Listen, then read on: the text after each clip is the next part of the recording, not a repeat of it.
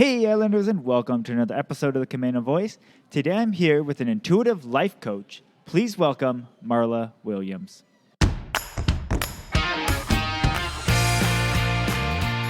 Hi, I'm Brandon Erickson, and you're listening to the Camano Voice podcast, where I interview folks around Camano Island and beyond. If you want to stay up to date on events, businesses, and even hear a little history of this area, subscribe to this podcast and share with your friends. Thanks for listening. Hey Islanders, and welcome to another episode of the Camano Voice, where we release a new episode every Tuesday. On this episode, I got to speak with Marla Williams, who she's now an intuitive business coach or life coach, but she started in building the HR department at Genie Industries, which you would recognize Genie as the name of the lifts that you see all over the place. She was working with the company, though, when it was still around 100 employees or less. So anyways, that's where she got her start, and then slowly advanced and stayed with that company for many years, and then moved on, and then now runs her own business, which is the Intuitive Life Coach business. And she's actually in the process of, or about to launch her new book. And so anyways, we talk about her book and what it kind of goes over. Also kind of some tips and tricks for things. One, like how to deal with COVID and what's going on right now, as well as things you can do in a daily practice that can help you have a more productive and efficient day. So anyways, I really enjoyed my conversation with Marla, and I know you will too. So without further ado, here's my conversation with Marla Williams. Hey Islanders, and welcome to another episode of the Camano Voice. Today I'm here with an intuitive life coach. Please welcome to the podcast, Marla Williams. Hey, happy to be here. Yeah, thanks for joining me. Yeah. So before we jump into everything, tell us a little bit about Marla. Okay. Well, I just moved to Camano like 4.5 years ago and absolutely love it. It's a place where things are quieter and you kind of can slow down to what I call the speed of life instead of rushing and racing around the world like I did when I lived in mainstream Seattle area. Yeah. Yeah. Very cool. So, yeah. Okay. So you said you've been on Camano 4.5 years. Where did you grow up? I was born in Seattle, lived in Everett for a while, but spent most of my childhood down in Kent on Lake Meridian. Okay. So I grew up on a beautiful lake, spending most of my time on the water, in the water, during the warmer months of the year. Mm-hmm. Yeah. Nice. Okay. And then did you stay there through your whole growing up time then? I'm pretty much a Washington. Yeah. Throughout I graduated high school, Kent Meridian, and went to the University of Washington. Oh, nice. Okay. For college. And when I was going to the University of Washington, my parents had 4 of us in college at the same time, so all of us had to work. Okay. And I was working at the Seattle Times. And I fell in love with the job of the human resource manager there. He was called personnel manager at that time. But Fred had the most amazing job because he got to hire people, he got to walk around and talk to people, and he got to train people. I'm going, hey, that's what I want to do with my life. I want your job. And so I asked him, so what should I get my degree in? And he highly recommended that I kind of create my own degree because he said there's nothing out there that he ever saw in college that would have been really useful for him. And so I was in the business program and I went and talked to him and said, hey, I want to create my own degree. And they said, okay. So I presented a concept and I had to do a senior thesis and I created a degree called organizational development, which is now a degree at the UW. Okay. But I was kind of a pioneer. Instead of just kind of following what everybody else was doing, I did my own thing. And I was fortunate enough to, right out of college, I went into a job in the service industry for about 6 months, got promoted as from assistant HR manager to a manager to go open up a new property down in Arizona. So I transferred to Arizona, and I got to tell you, after being a Washingtonian my whole life, I could not handle the summers in Arizona. So I moved down in October, and I was back by July. Wow. What part of Arizona? Kind of winter, but not the rest of the time. Right. I was in Scottsdale, Phoenix area. Yeah. Yep, that's so definitely good experience. a hot time. Hot place. Yeah. Yeah, way too hot. So I headed back, and I was lucky enough to land a job which ended up being my career. I got hired by a small company in Redmond that was actually based in the backside of a gravel pit, and it was called Genie Industries. Okay. And Genie was a company that built lifting equipment that put people in the air for the construction industry. If you go by the new high school they're building in Stanwood, you see the big Genie blue lifts all over. Yeah. Those are what we did. Okay. In fact, I started out as their HR manager and started their HR department. They had about 100 employees and had just been doing things by helter skelter. And so I came in and started the HR and created their benefits and their policies, and the president and the other people. And together we worked on setting guiding principles and values that really created a culture. And our culture, people would say they bled Genie blue, which was our color. People were dedicated to the company. We had very, very low turnover. We had an amazing group of people. And I spent most of my career until I moved into life coaching, working for this amazing company. Like I said, I started HR after about 8 years, and that was really stabilized and everything was working well. I moved into project management and helped create that process in the company, where we were going out around the world talking to customers. What do you want to see in product? What's not working? What is working? How do you use it? What do you want?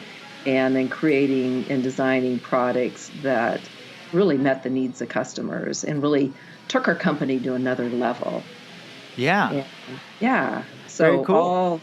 all has been useful. And then I was also, because I was in such a key position for HR and then starting this, that I reported to the president and became part of the strategy for the company. And so led actually manager meetings as the president would get off track. Great guy, but couldn't keep a meeting on schedule. I think that's pretty normal for those type. Yeah, loved him to death, but he had me lead manager meetings and then strategic planning, so it gave me all kinds of experience for my life coaching. Yeah. Here's the problem. So this is why I'm a life coach. This is kind of takes you into the part of my life where I am now is I work so hard. I was one of those really driven people, and that's why I love Camano, because it slows me down.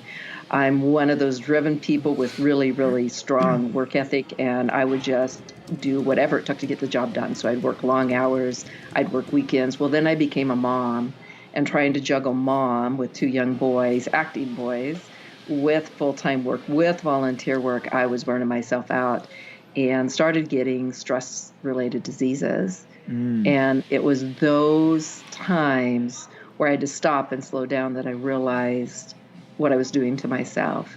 And I have to say, a big part of my coaching business is helping people that have those same tendencies. Yeah. People that tend to try to do too much are drawn to me because I know exactly what they're going through and what they're experiencing. So the day the doctor told me, Marla, if you don't stop, you could die, was the day I said, okay, I have to change. And I kind of scaled back. About that same time, I lost my nanny, and tried to put my youngest son into childcare, and he started getting really high fevers. So I took that and said, okay, it's time. And I ended up retiring.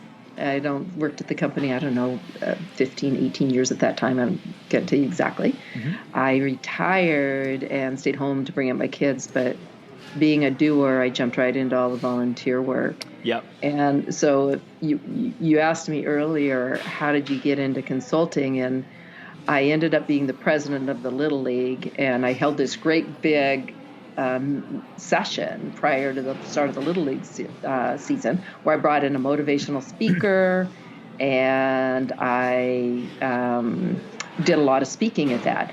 After that session, and then I worked on changing the Little League, by the way. We had one of those really competitive ones where the coaches were pretty hardcore on the kids. I'm going, that's not what Little League's about. And so I actually did a lot of training. I held coaches accountable. I kicked coaches out that were too mean or too tough or too aggressive, and just kind of changed up the flavor of the Little League. And that was the first year we actually went to state. One of our Little League teams went to state that year. But that is standing in front of all those people and talking, and then doing what I did with the Little League was when people in the community started coming to me and say, hey, could you help me in my company? I'm listening to I'm watching what you're doing. I'm hearing what you're saying, and I'd like your help. And so that's where I really got into more of the business coaching at that point, and consulting, and had some great jobs, nothing that was too hard. I could work it within my day while my kids were at school and still be available for them in the afternoons. Yeah. About 4 years into that, Genie heard I was doing that, and they recruited me back as a consultant. And so I went back to work with them at a higher rate, hourly rate, and still worked a lot of hours. So I had a really sweet deal, came back in marketing for them. So I actually got some marketing experience. Okay. And it's because I knew the product so well. Right. And understood the product, and I knew the people, and I understood. All fun, all those things all added together kind of created who I am and where I'm at today. Yeah. I think one more thing on that is about 2008, when the economy tanked. Genie is in the housing industry. They're building, the product is building buildings, right? Yeah. But when the economy went down, the company had been bought out by a Fortune 500, and they did a big layoff. And so as part of that, my job ended. And that's when I decided to get into life coaching. Okay. And actually get certified as a life coach, so I had a little bit of clout behind it. Yeah. On top of my consulting experience and all my experience I had at Genie. Yeah. So. Very cool. So, so then, okay, so you started with you got the business degree, and then you were moving different companies. And then with Genie, you said you were working in their HR department. What was that kind of like? Like, where do you start there? That was so interesting. When I got there were about 100 employees. So my first week on the job, what I did is I just sat down and I interviewed every single employee in the company. What do you like? What don't you like? What are we doing well? What do we need to do better? Those types of questions. And I spent a half hour to an hour with 112 different employees, and really got my head around what I needed to do and where I needed to go, and then presented a concept to the owners, and they were all over it. It was the type of company where the owners trusted the people that they brought in. They did a really good job hiring, and then they trusted the people to be able to take it. And so all the things that I suggested, they were buying into. Mm-hmm. And I just started creating policies that would work. And I took us, created benefit programs, negotiated benefits, brought in benefits for the employees, increased our safety standards, et cetera. Yeah. And we went from kind of an environment where there were a lot of injuries and not a lot of thought to one that was pretty amazing. Over time, we actually brought in what's called the Toyota production system, or quality function deployment, or whatever you want to call it, the whole quality focus. Yeah. And that helped us. I mean, you could pretty much eat off our shop floor. And every single employee was totally invested in his job and owned his or her part of it, right? And that was extremely rewarding. And I think that's part of what built this amazing culture of people that were really dedicated and committed to the company. Yeah. And when you returned to Genie later on, did you feel like that culture had lasted during that time? It had, except that we got bought out. Okay. So the Fortune 500 had different visions. And the people that were still long-term Genie still really thought that way. The opportunity was, and the president, Bob Wilkerson, who had been the president of Genie and had sold, was hired by Terex, the company that bought us out, to travel around the U.S. to their other companies, because they owned 6 or 7 different companies in the building industry, and to teach them our way. And it didn't really get adopted like we hoped it would. So I think they were trying to incorporate the Genie way into the rest of the world, but they were pretty stuck in how they were doing things. So there was still pieces of it. The one thing I did get to still do, they brought me right back into strategic planning, which was amazingly cool. I was allowed to really continue to create and develop amazing new things from scratch. I'm like a pioneer. I think that's, I mean, look at it. I created my own degree. I created an HR department. I created project management.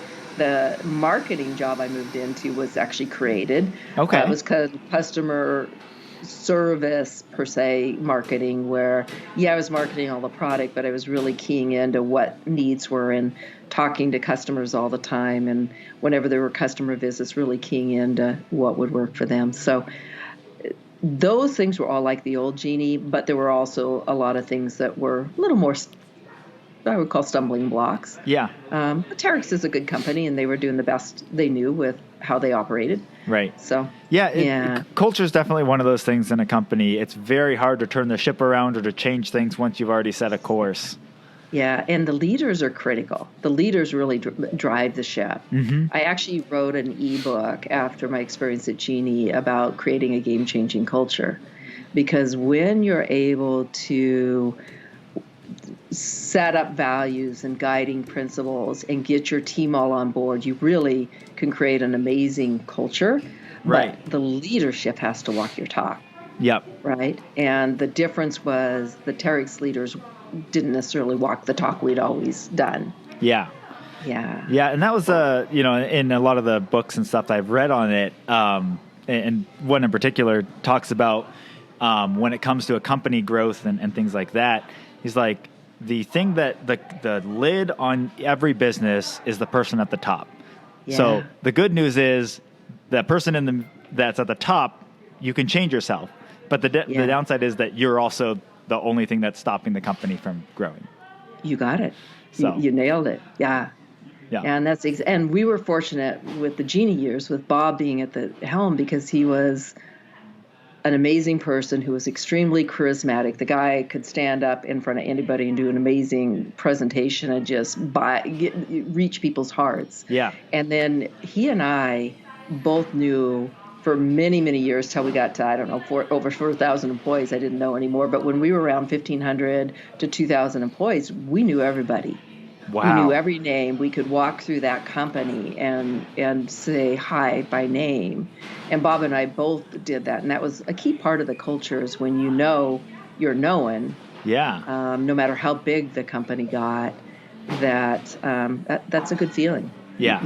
You feel valued. And especially we had a lot of programs where we recognized people for achievements. And just walking through the company and walking up to an employee and say, hey, heard you did this great process and it's saving the company this much money, way to go.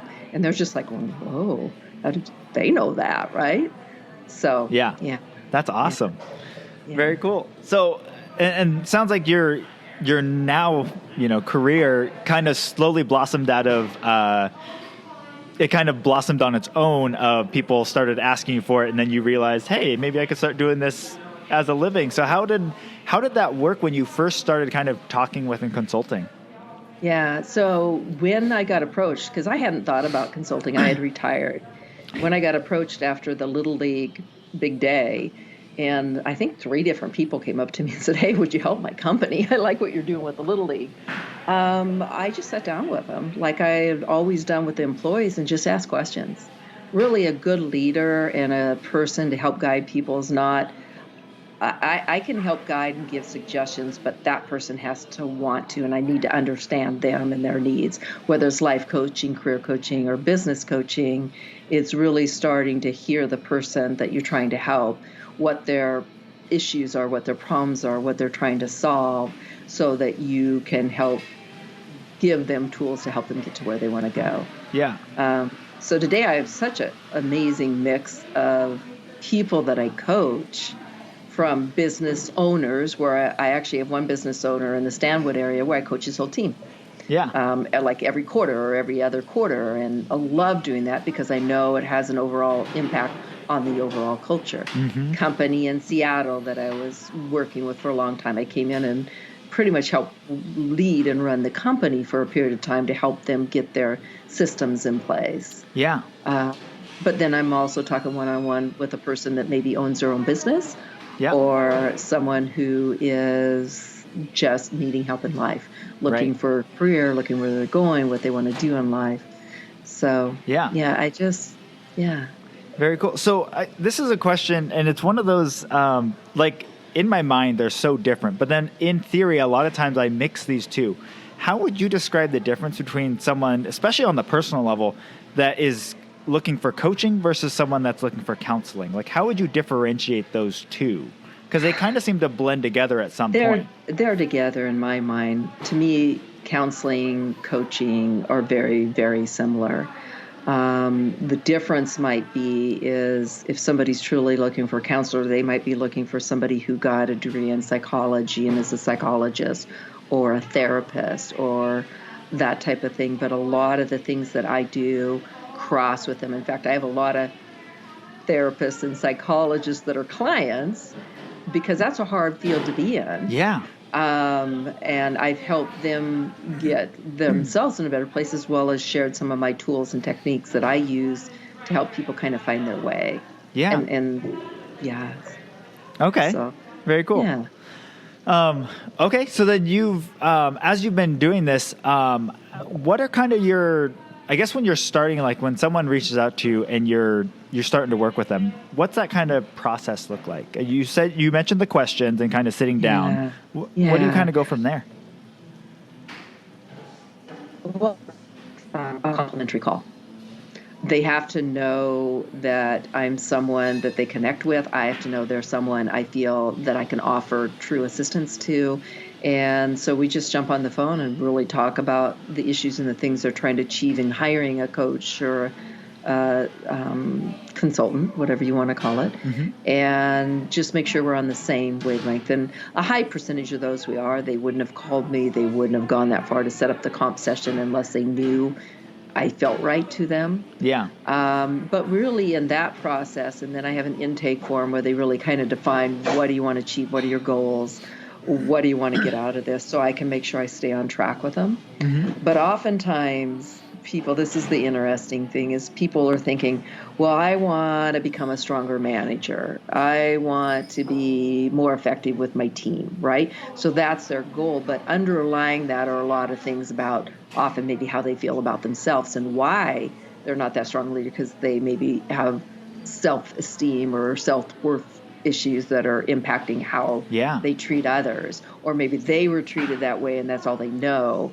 And so really it's that intuitiveness that I have in my ability, and I've had that since I was very young. Mom used to call me empathetic because she didn't know what to call me, but I always kind of had a knowing, a feeling, and kind of an understanding of people and people that were frustrated or having a tough time. Yeah. So that's how I start, is really just exploring them, what they want, and then intuitively feeling if there's more that we need to address. Yeah. And do you feel like most of your clients or clientele, because I like when I've looked at, when it comes to counseling or things like that, my initial thought in counseling was like, it's like you want to jump in, fix what's wrong, and then move on. Yeah. But it's never that quick and easy. And so when it comes to like coaching and stuff, do people usually approach it with like, okay, I want to accomplish X, Y, and Z, and once that's done, I'm done? Or do you have people that are like looking at it more as a long-term thing? I have both. I have had clients that had one good session and we did so much that they were actually, I would call it taking flight, because they just had that one thing in life that was kind of keeping them from getting to where they wanted to be. I had a guy out of New Zealand, I think he was, because I coach people by phone and around the world. I think he was New Zealand, and he had this one issue, and I went in and used my tools, and we cleared that issue, and he was like, oh my God. His life just changed in front of him. Everything got easier because this one thing was holding him back that was keeping him stuck.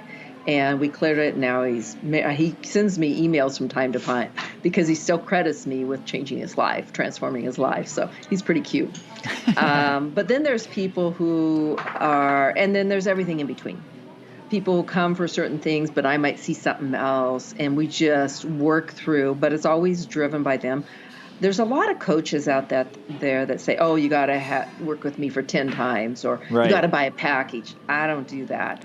I'm just basically, what are your needs? We'll go time by time. What's your budget? We'll set up our sessions based on that. And I try to give them as much value in the time that they can afford. But I have people who, oftentimes I encourage once a week for a period of time. Some people can't afford that. We might go once a month. But then I have people who we get to a certain point and they're doing really great. They take off, and then they check in with me like quarterly, or they check in with me monthly and say, hey, let's have a quick session. I just have a couple things that I've hit that I need your help. But I try to give them tools. I try to make them independent. My goal is not to keep people on my every day or every week or every month call list forever. My goal is to get them living the life they're meant to do, having the tools and knowing how to deal with it, and being able to create a life they love because they're following these tips and techniques and tools. Yeah. Very cool. Yeah. So are there like general, I guess, principles that you use when working with people? Like regardless of who's coming to you, do you kind of have a set of principles that you work with?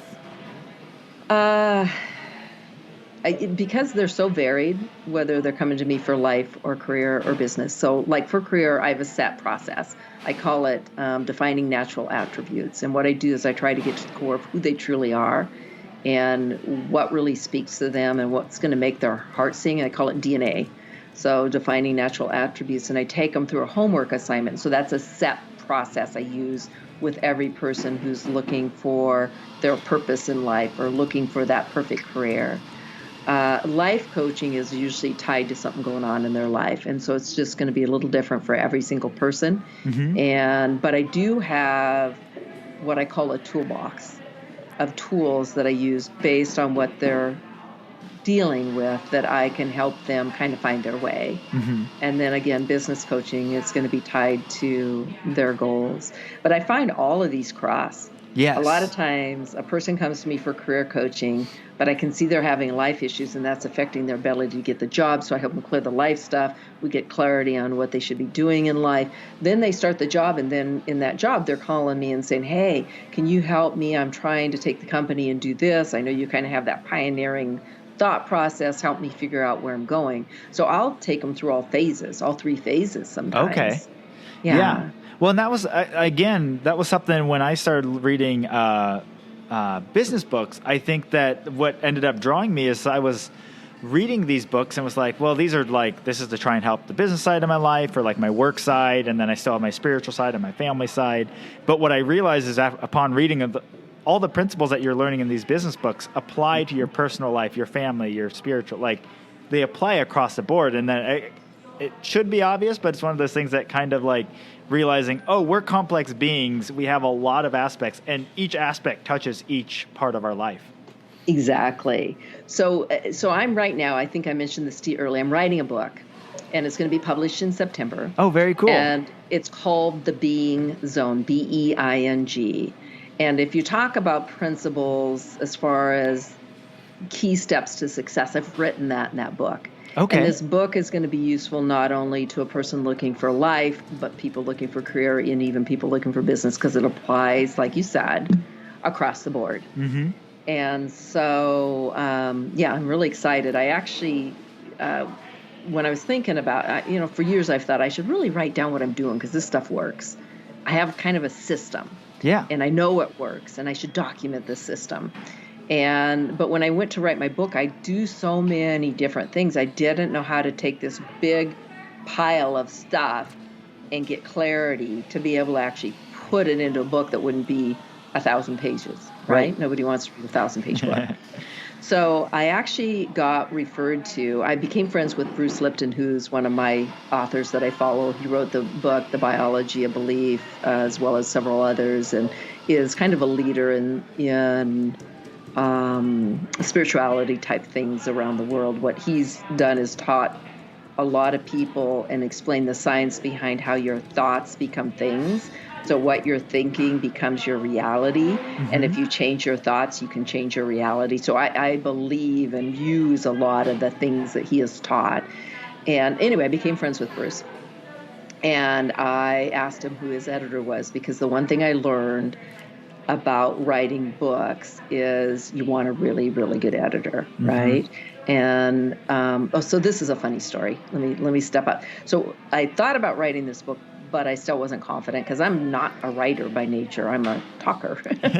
I coach people. I don't necessarily write to people, right? Mm-hmm. And so I was coaching actually the head of a publishing company, the leader, the president of a publishing company, and had helped her tremendously. And she, after about a year and a half of coaching her, she sent me a beautiful card in the mail and just said, I read this book over the holidays, and everything I read in this book, I kept thinking about, that's what Marla taught me. That's what Marla taught me. Oh my gosh, Marla needs to be saying what she's doing. And so she really gave me the idea that I could write a book and that what I had to say was valuable. That same week, you talk about synchronicities, that same week I got an email from Reed Tracy, who's the head of Hay House, which is a publishing company on self-help books and spirituality books. And he sent me an email, said, hey, you signed up for this book writing course 4 years ago and you haven't done it yet. Want to jump on a phone call? I'm doing a conference call with everybody in that situation to kind of help you get started. I'm going, oh my gosh. So here I have the publisher saying, write a book. I've got Reed Tracy saying, hey, you got this class on how to write a book. And so I went, oh, cool. And so then it turns out, I jump on the phone with Reed. It turns out 2 weeks later, they're having a live conference in Portland. And so I went to it and met all kinds of people and listened to all the stuff. And I did the training online. And I said, okay, I can do this. So then I went to find the editor. And that's when I met Bruce Lipton and got referred to his. And she used to be the head of Newsweek on TV. Newsweek magazine. I don't know what you call it. Okay. Newsweek. Yeah. So she was the director or the leader of that. And I'm talking to her and I'm telling her all the stuff. So she's interviewing me to help me get my story. She's a developmental editor is what that's called. Okay. Trying to help me get my head around the story. And she's like asking me all these questions. She goes, I don't know if you realize this, but I used to be in charge of Newsweek magazine or whatever it was. And you can tell I pay a lot of attention to that. And so I don't like name dropping and stuff, but this is kind of cool. And so, which is a name dropping thing. But anyway, so she said, it kind of reminds me of a woman I met in Chicago years ago. And I heard her on the local TV and I knew she needed to go big. And so I went and did a big special on her and that launched her career. And you kind of remind me of her with the things you're saying. That person, and don't take this isn't, I'm not trying to boost me or anything, but that person was Oprah. So she helped launch Oprah's career. Very cool. Which is fun. And so anyway, she helped me get my head around what to write and how to write. And then she goes, you can do this on your own. You don't need me. I'm like, oh my gosh, don't give me this direction and throw me out. So, but she did. And it worked. And so I have a book. It's going to be published in September. And along with the book, because it really is a system, it's a process. Yeah. And it the beginning of the book talks about why we are the way we are and what we can do about it. So that's like the first section of the book, because everybody is like they are for a reason. It's based on, believe it or not, when you're growing up, everything you see, hear, experience becomes part of your belief system, because between birth and like age 7, 8, 9, your brain runs in what they call the theta state, which is a suggestive state or like a hypnosis state. So all these things you hear and experience as a young child become part of who you are. Okay. And a lot of the way you respond to the world is based on that. Yeah. And sometimes it serves you and sometimes it doesn't, right? Mm-hmm. And so what I do is help people understand how their early years really impact how they're responding to the world today. And talk about any kind of ingrained beliefs or blocks that are keeping them stuck. Yeah. So that we can clear those. The other thing is, if they experienced any abuse, any trauma, or any disconnection like people experience today through technology, people get into their phones and don't look up and don't have family conversations. Everybody's just buried, right? Yeah. All of those things impact how you feel and who you are in the world. So then the last part of that section is giving people tools for clearing how you feel and giving people tools on trying to shift those feelings and shift how you're operating in life. Okay. So I want to... go ahead. Sorry to interrupt. I want to come back to the being zone and talk about the principles that you go through in there. But really quick, you brought up something that you probably have some more insight into. Have there been a lot of studies and information based on, we are seeing this first generation of adults now who have grown up with technology at their entire life. Yeah. What type of effect are they seeing from that?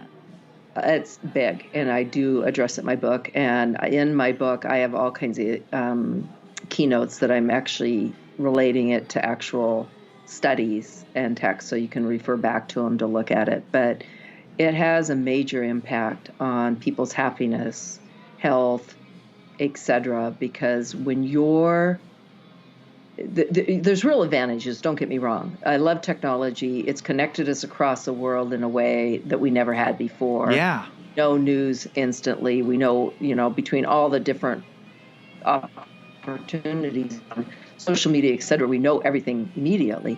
But it also has disconnected us in regards to one-on-one in families. If you think about it, back in the 30s, the 40s, the 50s, even though they're going through the Depression and that, families would sit down for dinner together, and they called it kitchen table wisdom.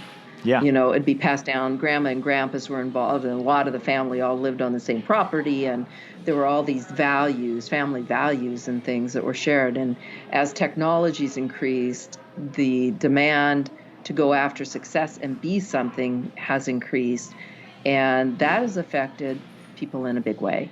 Yeah. And even technology and working around the clock, like I was so driven and I worked around the clock. People in Japan, they actually have a name for it. I can't think of what it's called, but they drop dead from stress in like their 30s because they don't turn off. They're always on. Yeah. Your body has a fight or flight system in it that it's meant for if the saber-toothed tiger's coming at you. It's not meant to be on all the time. And that's where I existed and why I could have killed myself.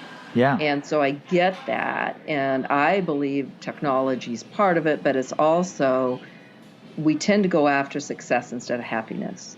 Yeah. And success does not bring happiness, but happiness does bring success. So most of my coaching is driven towards people finding their happy, finding their joy, because the success will follow. Right. I had a client who was on the world stage athletically.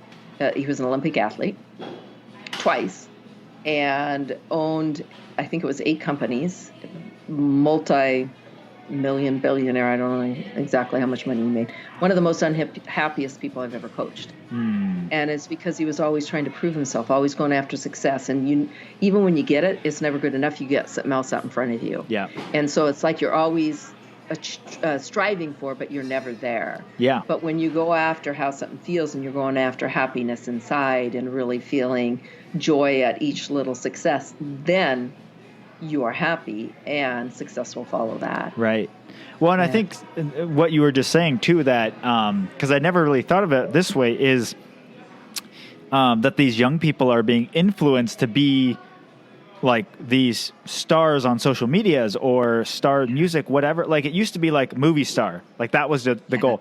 But now there's so many versions of that. And I think in one sense, you're getting a wider pool of people that are, if you have a pool of 100 people, you might have one person that's like this hyper successful person, or you may not. But as you increase that pool, you have more and more of those people that are that.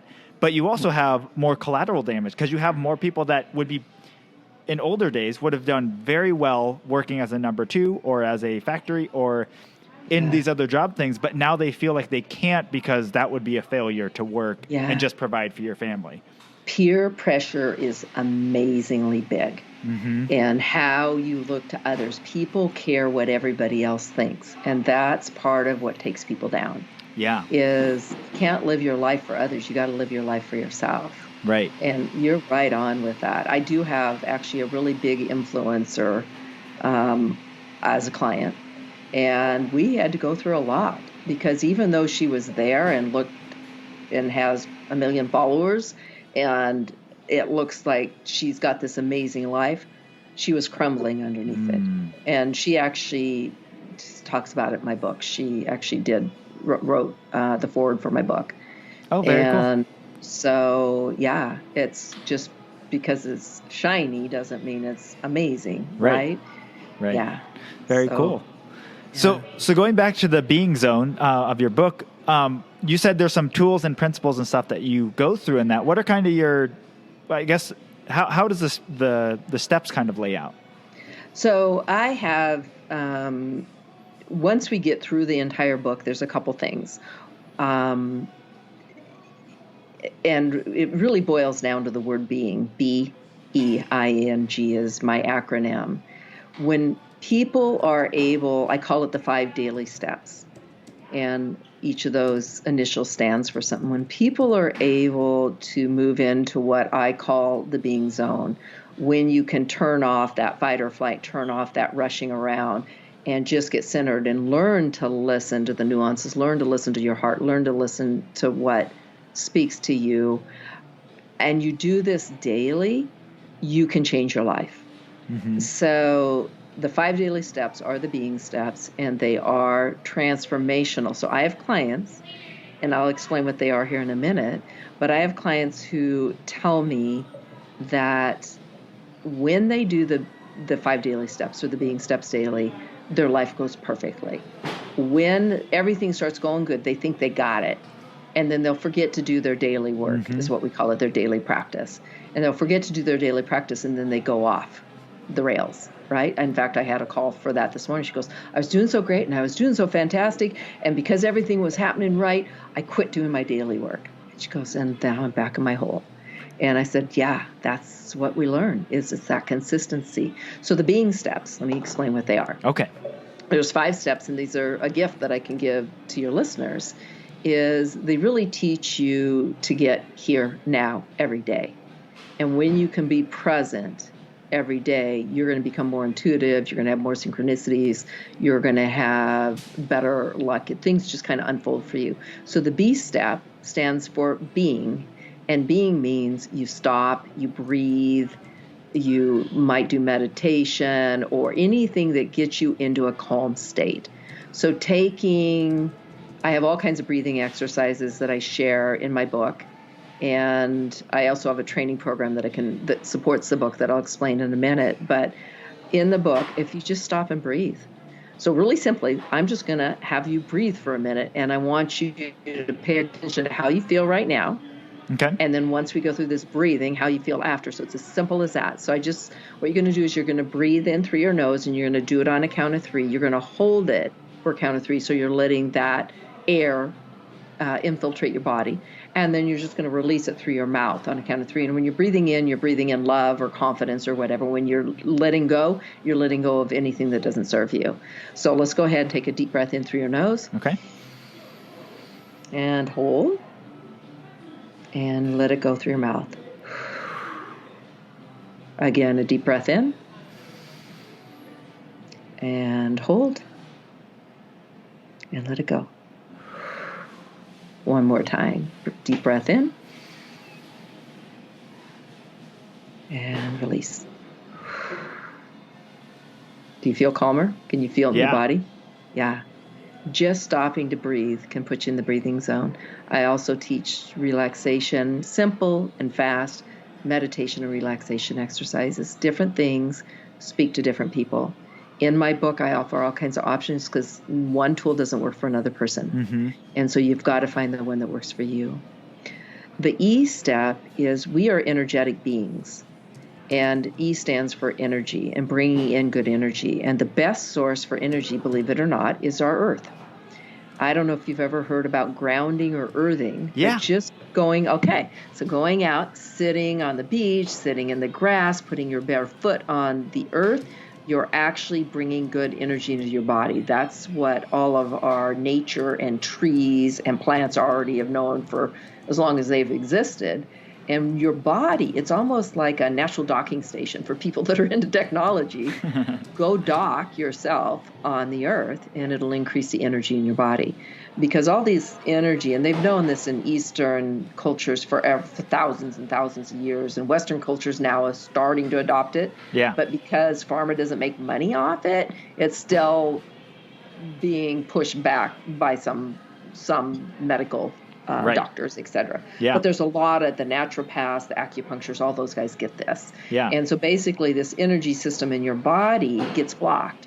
So if you're tight and tense in your shoulders and you're under a lot of stress, that tension tightens up your shoulders and kind of shuts down your energy circuits, causing headaches, causing illness, your whole body's related to it. When your energy systems are all flowing, you're going to be healthy. You're not going to have all that tightness and tension. You're not going to have the headaches. You're not going to have the illness.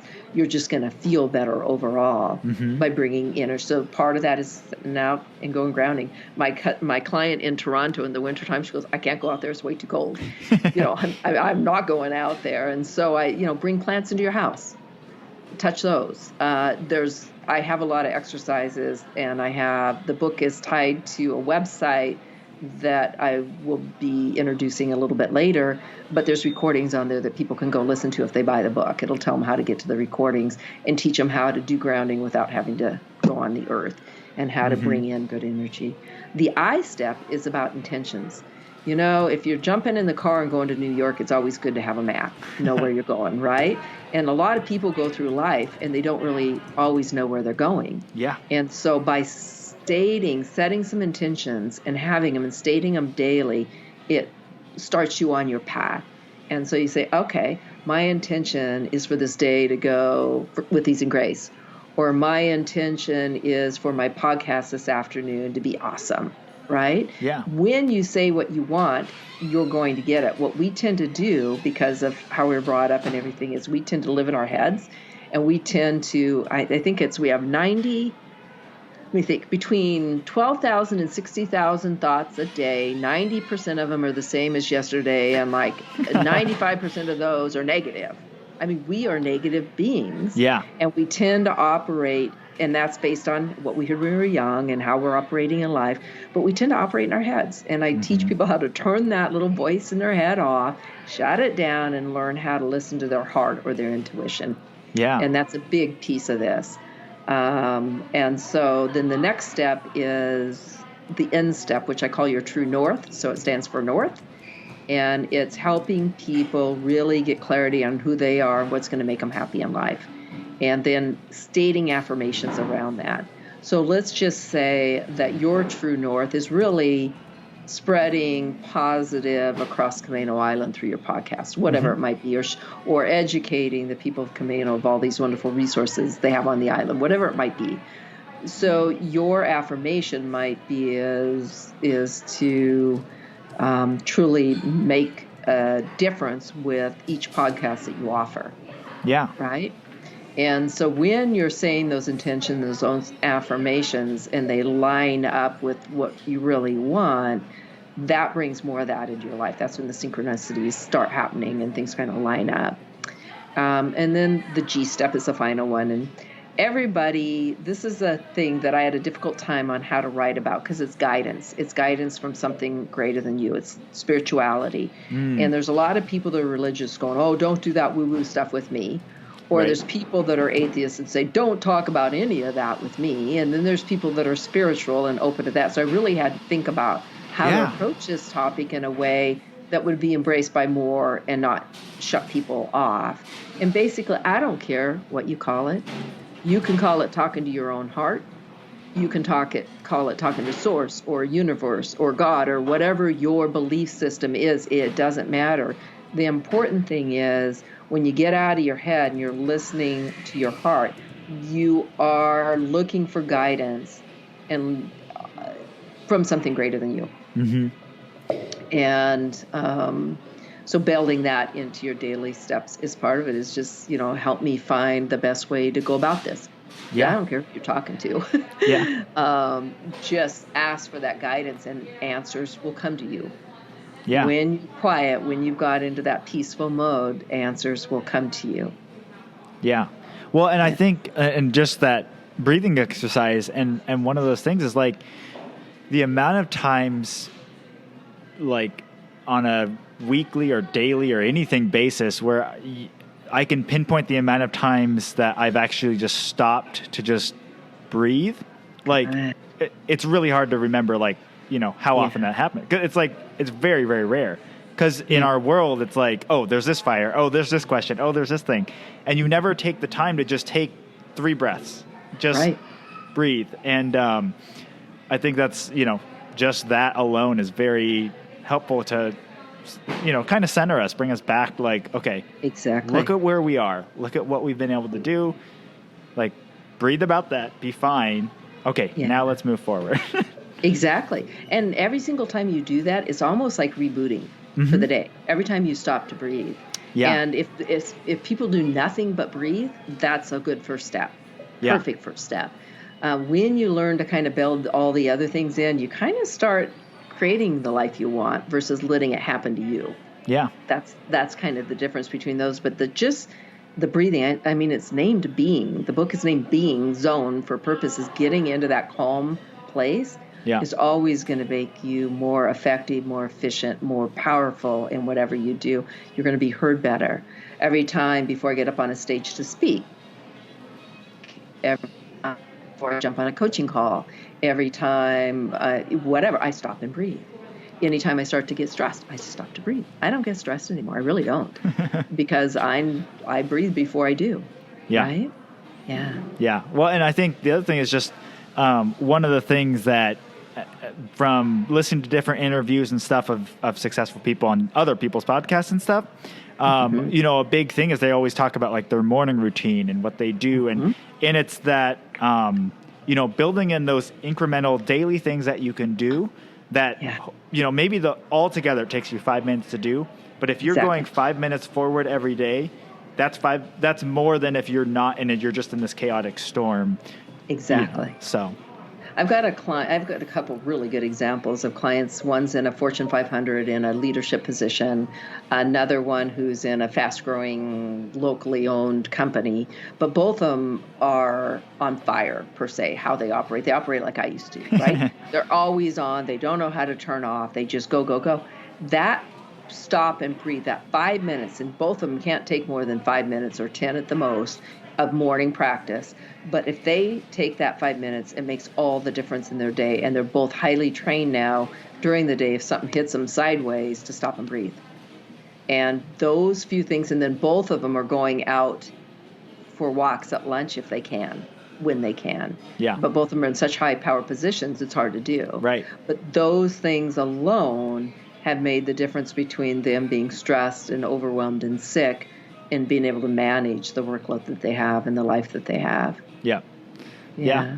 Very cool. Well, thank you so much for going over those steps. Those are really cool, and I'm sure the listeners will really enjoy going through those. Yeah, it's good. And hopefully, if people, I have a website right now that's launched and on my marlawilliams.net. People can go on there if they want to know about early release for the book. And there's a place that says book there, and they can click about early release, and they'll know when the book is out. The other piece, this book, so I wrote this book, and there's a journal that goes with it, because part of this process is kind of uncovering the stuff in your life you need to let go of, right? And then kind of really getting direction on where you want to go. So I created a journal to go with it. Oh, nice. And so it's the Being Zone and the Being Journal, which is a companion to the Being Zone. But I'm also creating a training program, because I've had a lot of coaches, counselors, therapists, and psychologists as clients that I know my system works. So I'm teaching them my system, as well as a few tools that are my proprietary tools, and they're really effective. And I'm certifying practitioners in what I'm teaching here. Okay. And so that my goal is, I want to spread this. I want more and more people to do it, because it does transform lives and it puts people in a better place. And you learn how to listen to your intuition, which it sounds like you're pretty intuitive just by yourself. I can feel it in talking to you. But not everybody's like that. A lot of people are in their heads and not really listening to what intuitively feels right. Mm-hmm. Yeah. So are these, we talked a little bit before jumping on the call about the steps that you're kind of either your coaching clients or just talking with people who are kind of dealing with what we're in right now with the COVID pandemic going on. What have you what tools have you given to people to kind of help them through that right now? COVID has been really difficult, and everybody's responded differently. I have friends and neighbors that have said, it hasn't really changed my life much at all. This is kind of how I operated. So the difference is they may shop at a different time of day because they're in a protected class and they've got to be careful, right? and they don't get to go out to dinner or something. Then there's people who are just angry. They're Yeah. just mad that the world is shut down, or they have to wear masks, and they're making me wear a mask. And then there, I mean, I have the full range, believe me. and then we've got the people who are somewhere in between, the really angry ones, the ones that are frustrated and just tired of being at home. Then there's those that have gotten depressed and lonely and alone because they can't be around their friends or do the things they want to do. All of that is mindset, all of that. And it's really something where people can make a decision on how they want to respond to the world. Just learning how to get in the being zone, learning how to be present in the moment is really the first step to getting through this pandemic. Stopping and breathing will do that. And then just centering down and listening to your heart. When you can turn off that voice in your head, like I said, it's mostly negative, right? Yeah. And we listen to it. And so when your head starts taking off, I'm worried about this, or I'm anxious about this, or I'm frustrated about this, or whatever the case might be, is just say, wait a minute, stop. I don't want to listen to my head anymore. I don't want to listen to that little voice that just keeps going on and puts me into that depression, or puts me into that anger, or puts me into that. Right. And learn how to just stop and be present and breathe and listen to their heart, which is where your intuition, your heart actually, this is proven scientific. To your brain than your brain does to your heart. It's actually considered a brain. Your heart is a brain, as your gut is a brain. Oh, yes. So the mind-body connection. So when your gut brain, your heart brain, and your head brain, especially your conscious brain, and not the subconscious that is driving that voice in your head, but your conscious brain, which is your left and right brain and your logic and all that, when those are all communicating together, you're going to be on. You're going to make decisions that feel good to you because you're listening to something beyond that voice in your head. You're listening to your intuitive sense and combining that conscious brain with your heart brain and your gut brain. Yeah. So it's slowing down. It's listening to how things feel. And it's not just jumping into, I'm angry. Well, why am I angry? Right. Is there anything I can do to take away that anger? And the other big thing, here's a big thing people should do during the virus that I really have encouraged all my clients to do is, I call them happiness boosting activities. Do things that make you happy. The more you do things that fill you up and make you happy, and there's so many individual things, or you and your spouse things, or you and your family things you can do, from hiking to kayaking, even golf is set up to be more safe, to just spending time outdoors, to making meals together. Do things with people you enjoy being with. Do things you love to do, because the more you do happiness boosting, the better you're going to feel, the less alone you're going to feel, the less depressed. And yeah, you might need to keep a 12-foot distance in some cases if you've have medical issues, but you can still sit across the yard from somebody and talk to them. Build that into your day. Don't just say, I can't do anything and I'm stuck and I'm all alone. Right. Get out and do things. I'm doing them all. I have a book club. We did it virtually for months. We just had one, and we were all spread out on this patio, so nobody was like right next to each other. Yep. And we all had on masks, and we all did our book club. Yeah. Right? And so you can do things. I've gone to meals now with people where we just like bring your own food, bring your own stuff, sit in chairs across the lawn and enjoy each other. Yep. And then there's people that are being braver and actually having gatherings, and I hope and pray they're fine, and they might be. I just have an 89-year-old dad, so I have to stay safe. So right. I'm probably one that stays a little more protected for him. Yep. Well, and I think, this is going back to an older podcast when I was talking with some people, but they were talking about one of the biggest things that's missing right now culturally, like across generations and stuff, is empathy. Yeah. And that really makes the whole difference. It makes everything about the pandemic that's going on and how people are reacting. And when you're talking with people, it's completely changing how you will interact with that person. If you are empathetic towards their needs and why they are being the way they are, whether it's angry or scared or whatever it is, you realize, oh, we're all just trying to deal with this. And so you don't have to react angrily. You don't have to react defensively. You can just interact with them as humans. Yeah, So. and accept them for where they're at. Right. everybody is there because of their life story. Mm-hmm.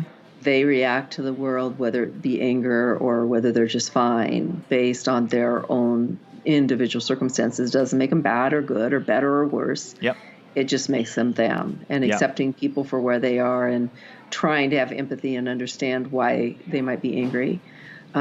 When I'm working with clients that are angry and I do have them, I have those clients, is I really have them go into connecting with that anger and really trying to work through it so that they can get in a better space so they're not butting heads against other people. Yeah. Right? And so, or there might be the person that's very depressed and lonely, and so I'm encouraging them to do things that will get them out more socially connected one way or another without endangering themselves. But yeah, the way you get through issues is by really being honest what the issues are and addressing it and thanking it, for being there. It's part of you for a reason. Yep. It doesn't mean you have to hold on to it. Anybody can change. And when you begin to listen to your heart instead of being in your head, the anger, the frustration, the depression, all of that is what I call ego. And it is based on your subconscious, which is back in your cerebellum, back in the unconscious part of your brain, that is based on how you grew up. Yeah. When you learn to accept that it's there and talk to it and let it go, you can move on and begin to operate from more of what I call a heart-based place, which then builds the empathy and builds the connection with others and increases your happiness. Yeah. When you operate from the heart and not the head, you actually are going to have a better day every day. Yeah. Yeah. Very cool. Well, thank you so much. I end every podcast with some rapid fire questions. Okay. So the first one is, do you have a lesser known or favorite location on Camano Island that you like to hang out? Oh, I love the beach. I'm a beach girl.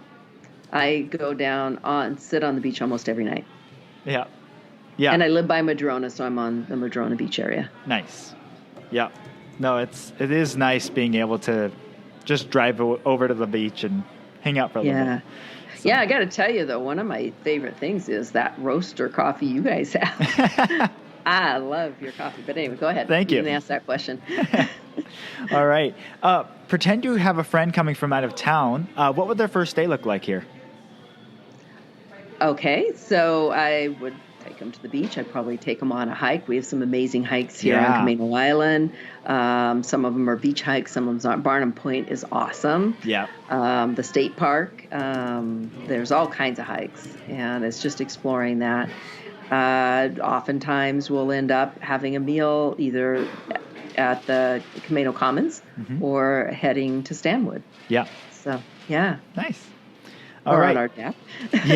Yeah. Especially if it's a nice day. Might go boating, do some crabbing that time of year. So there you go. Yeah. Oh, it's so cool. All right. Who is an interesting or fascinating person in this community that I should interview next? Oh, we have some amazing people in this community. So are we looking on Camano or Camano Stanwood? Camano Stanwood. Okay. And yeah, around is fine too. So here's a person who I find really interesting that might be fun to talk to is, and you may have already because I didn't look at who all your interviews have been, but Adam Kopp. Mm-hmm. He runs Matic. Yeah. A marketing firm. He's really interesting. Yeah. He's done some cool things. Have you interviewed him? Yeah. And he's actually who told me to reach out to you because he's like, she'd be a great interview. Nice. Okay, so let me keep going. There's so many amazing people.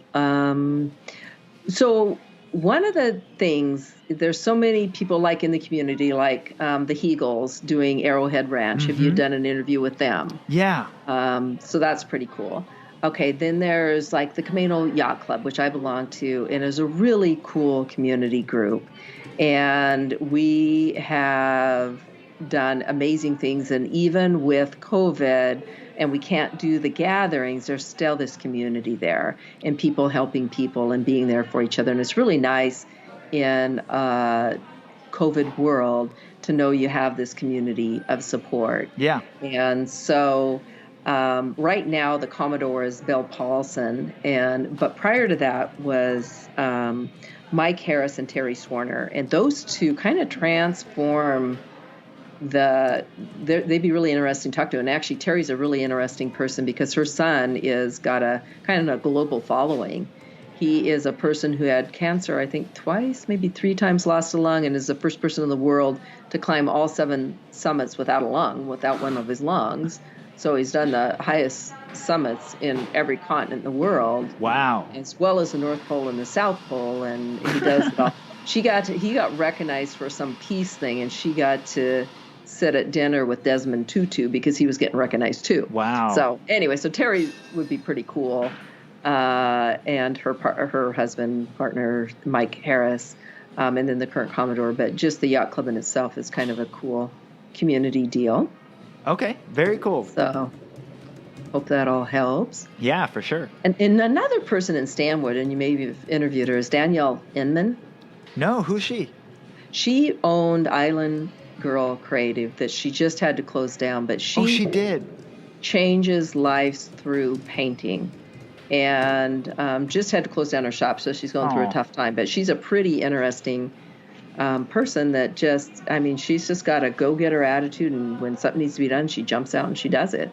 Yeah. So, anyway. Very cool. Oh, that's really sad. Yeah. All right. And then lastly, if you could have a message on a billboard right on Camano Island as you're driving up the hill, what would that say? Slow down and enjoy life. Yep. Right? Camano is considered the easy island because it's easy to get to, but it's also a place to just be at ease. Yeah.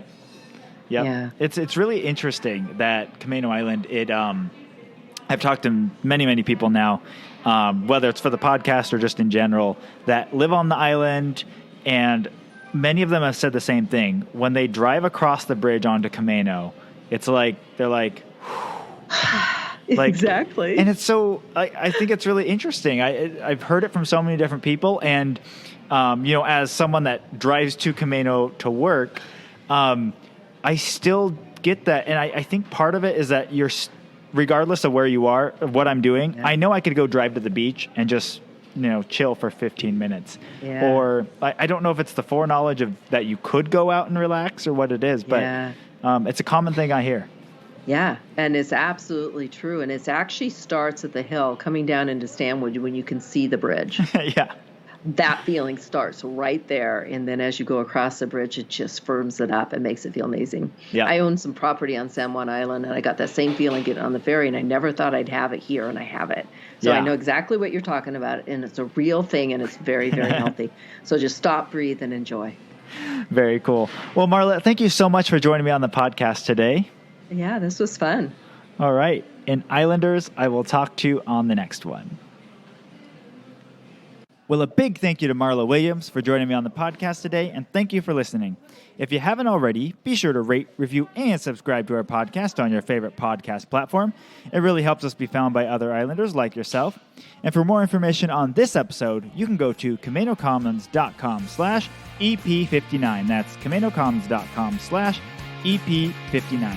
Thanks for listening, and see you next time.